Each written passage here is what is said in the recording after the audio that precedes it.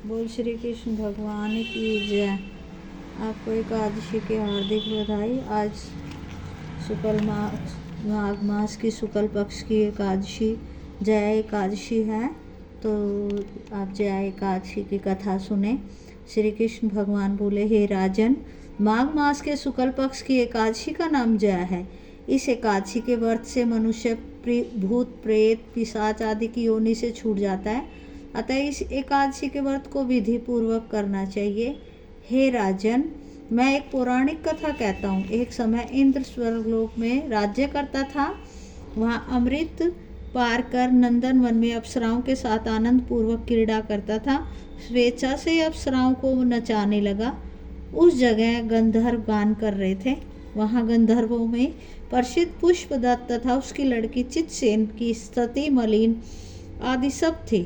वहाँ मलिन का लड़का पुष्पवान और माल्यवान था। उस समय पुष्पावती नाम की एक गंधर्व लड़की माल्यवान को देखकर उस पर मोहित हो गई और कामबाण से चलायमान होने लगी। उसने अपने सौंदर्य द्वारा माल्यवान को वश में कर लिया। हे राजन, राजऋषि पुष्पावती अत्यंत सुंदर थी। उसके लक्षण अति सुंदर थे। उसके ऐसी सुंदरता को देख के माल्यवान उस पर मोहित हो गया। अतः वह दोनों कामदेव के वश में हो गए। परंतु फिर भी इंद्र के बुलावे पर नाच गायन के लिए जाना पड़ा और अप्सराओं के साथ अपना गाना शुरू किया। तदपि वे नाच गा रहे थे, पर कामदेव के प्रभाव से उसका मन ना लगा, अशुद्ध गाने लगा। उसकी भाव भृंगाएं देखकर इंद्र ने उनके प्रेम को समझ लिया और श्राप दे दिया कि मेरी आज्ञा का उल्लंघन करने वाले मूर्खों, तुमने मेरा अपमान किया है, अतः तुमको धिक्कार है। इसलिए तुम स्त्री पुरुष के रूप में मृत्यु लोक में जाकर पिशाच का रूप धारण करो और अपना कर्म फल भोगो। इंद्र का श्राप सुनकर वे अत्यंत दुखी हुए और हिमालय पर पिशाच बन के दुख पूर्वक अपना जीवन व्यतीत करने लगे।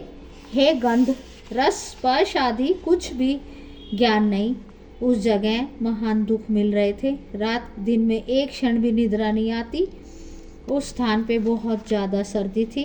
उनके रोमांच खड़े हो गए। एक दिन पिशाच ने अपनी स्त्री से कहा कि ना मालूम हमने पिछले जन्म में ऐसे कौन से पाप किए जिससे हमें इतनी दुखदायी पिशाच योनि प्राप्त हुई है।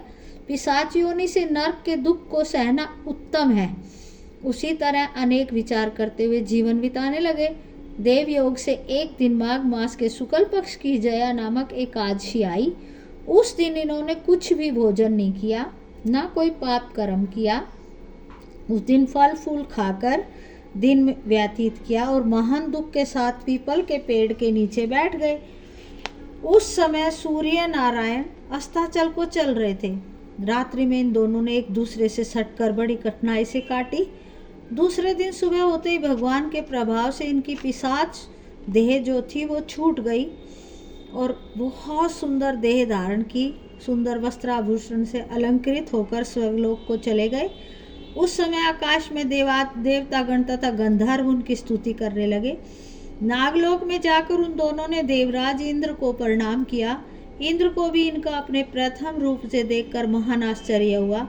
उनसे पूछने लगे कि तुमने अपनी पिशाच देह में किस प्रकार से छुटकारा पाया, तो हमें कहो। इस पर माल्यवान बोले, हे देवेंद्र, भगवान विष्णु के प्रभाव से जया एकादशी के व्रत के पुण्य से मेरी पिशाच योनि छूटी है।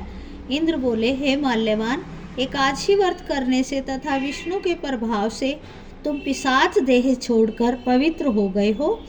हम लोगों के लिए वंदनीय हो गए हो, क्योंकि शिव तथा विष्णु भक्त हम दो लोगों के वंदना करने योग्य हैं। अतः आप धन्य हैं। अतः तुम पुष्पावती के साथ विवाह करो। हे युधिष्ठिर, इस जया एकादशी का व्रत करने से समस्त कुयोनि नष्ट हो जाती है। जिस मनुष्य ने इस एकादशी का व्रत किया है उसने मानो सब तप दान यज्ञ आदि किए हैं। जो मनुष्य भक्ति पूर्वक जया एकादशी का व्रत करते हैं वे अवश्य ही सहस्त्र वर्ष तक स्वर्ग का निवास करते हैं।